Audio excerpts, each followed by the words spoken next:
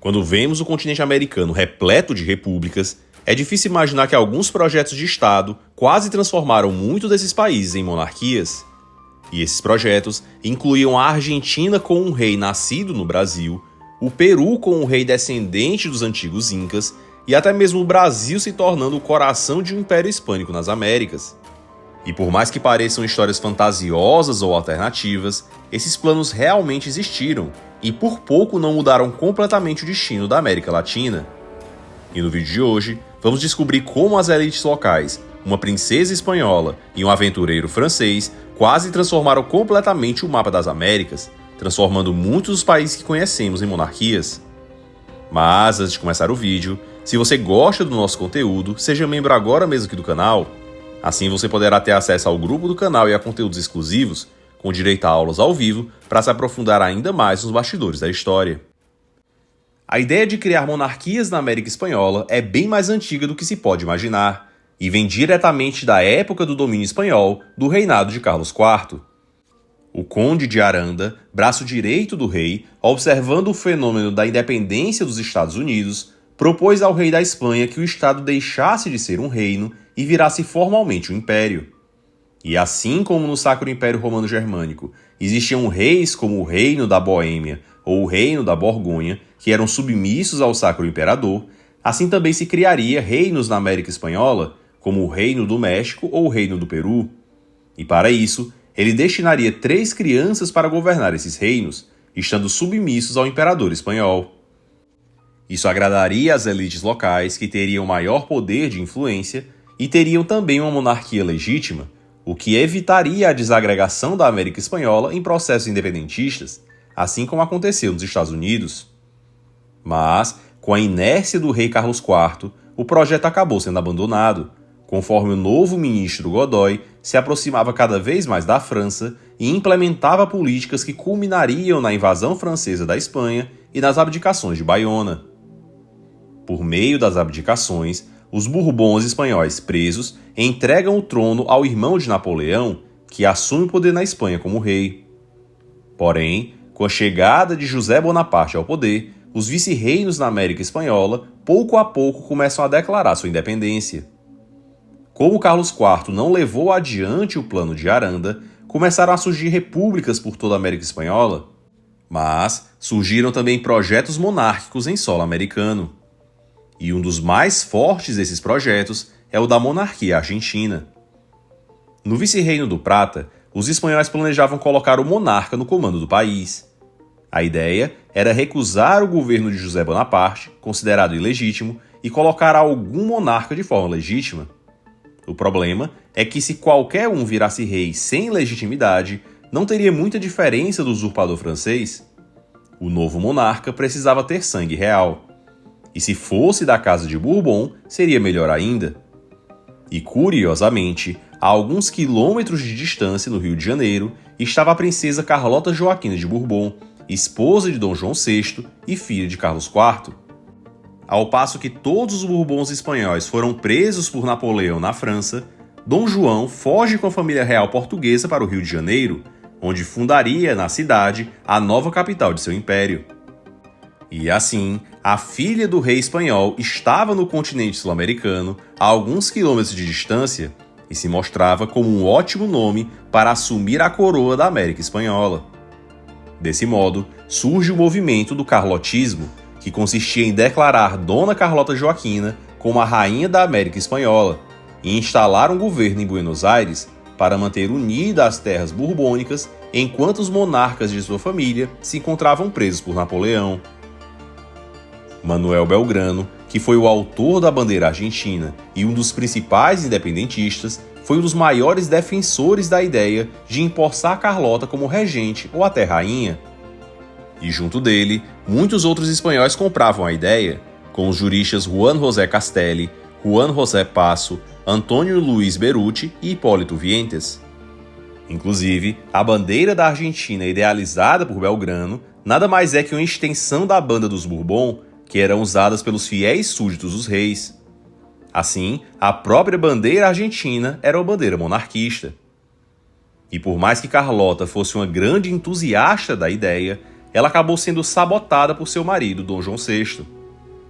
O rei de Portugal foi pressionado pelos ingleses a tirar o sonho da esposa, já que não era interesse dos ingleses uma América Espanhola unida, e sim fragmentada. E além disso, tudo isso geraria uma grande confusão em uma eventual sucessão. Afinal, os filhos Pedro e Miguel herdariam o trono de Portugal, mas também a América Espanhola. Isso acabaria atraindo Portugal para uma guerra futura com a Espanha, quando justamente a família real acabara de fugir de uma guerra contra a França. Desse modo, o carlotismo é abandonado. Mas Belgrano também teria outra carta na manga, um plano chamado o Plano Inca. A ideia de Belgrano era de restaurar a Casa Real Inca sob um paradigma constitucional. O monarca seria Dionísio Inca Yupanqui, que era um deputado representante do Peru no parlamento da Espanha, e era militar e descendia da nobreza inca no Império Espanhol. Mas a ideia enfrentou muita oposição, em especial em Buenos Aires. Muitos temiam que, colocando um rei inca que fosse reviver essa dinastia, com o tempo ele quisesse mudar a capital rumo ao Peru, se distanciando de Buenos Aires. Os argentinos preferiam a coroação de Sebastião de Bourbon e Bragança, neto de Dom João VI, que tinha sangue espanhol tanto pela avó como pelo pai.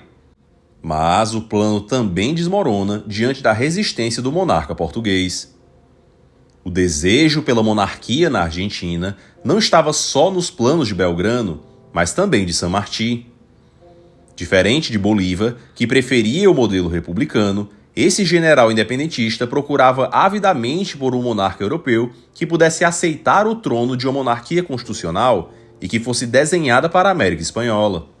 No entanto, essas discussões foram interrompidas por várias guerras civis ocorridas na Argentina, entre os partidos unitaristas e federalistas, como a Batalha de Cepeda, em 1820.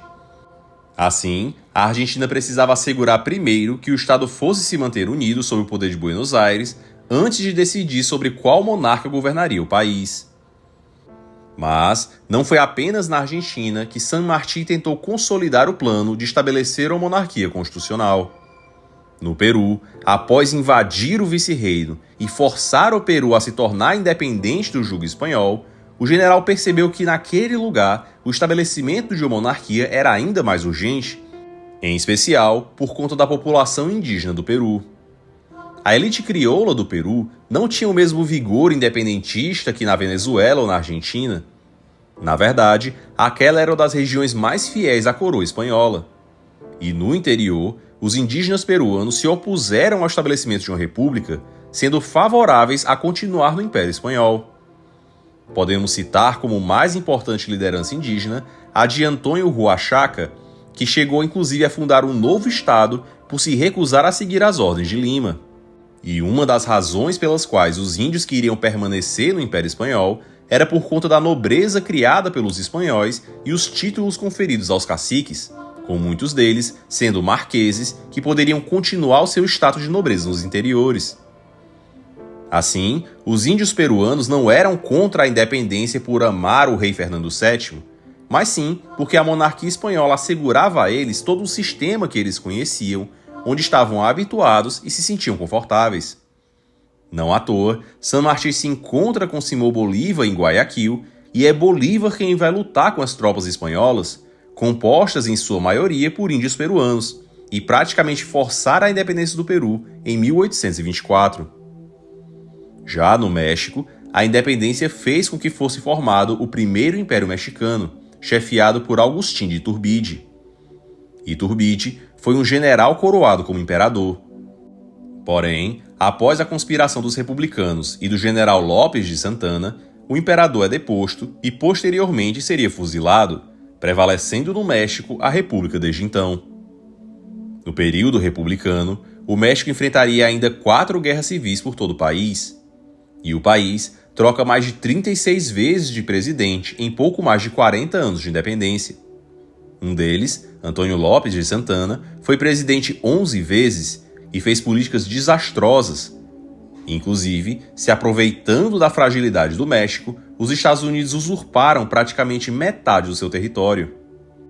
Na segunda invasão francesa, os conservadores mexicanos ainda tentaram restabelecer uma monarquia com Maximiliano de Habsburgo, um monarca liberal, primo do imperador Dom Pedro II do Brasil. Mas, ao final, ele acabou fuzilado.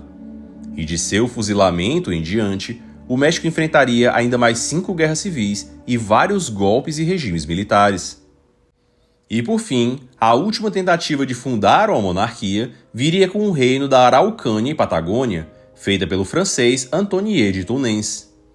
A região da Patagônia nunca tinha sido integralmente ocupada pelos espanhóis, devido à ausência de recursos minerais e à ferocidade das tribos nativas mapuches.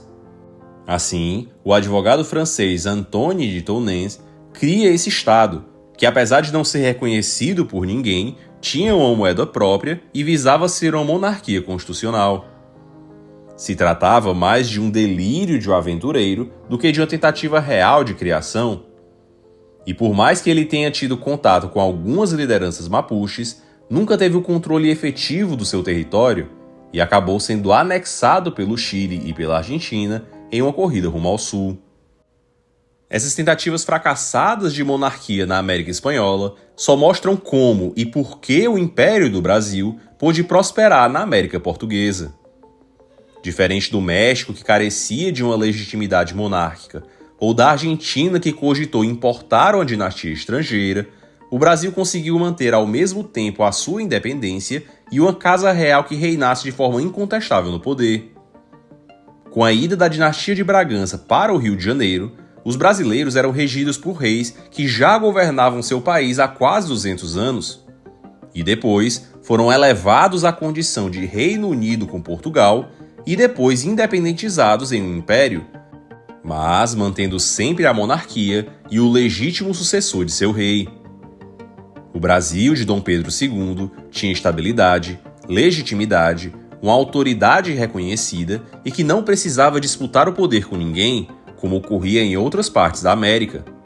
Uma realidade que era invejada na América Espanhola e que só seria desfeita com o golpe militar que instaurou a República em 1889, o que redesenharia por completo a história do Brasil.